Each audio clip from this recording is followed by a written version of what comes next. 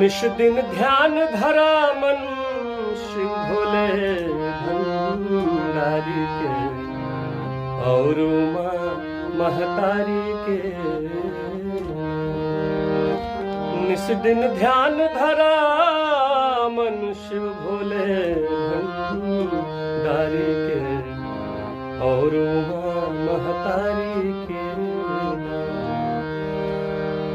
शोभे चंद्र लीला रे चंदन कर सब देव लोग भी वंदन। शोभे चंद्र लीला रे चंदन कर सब देव लोग भी वंदन।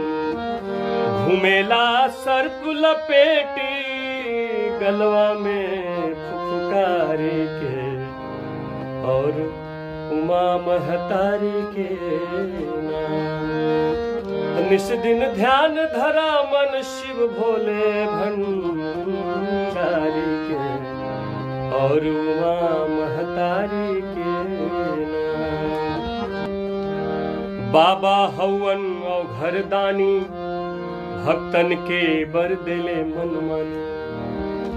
बाबा हवन और घरदानी भक्त के बर दिले मन मानी।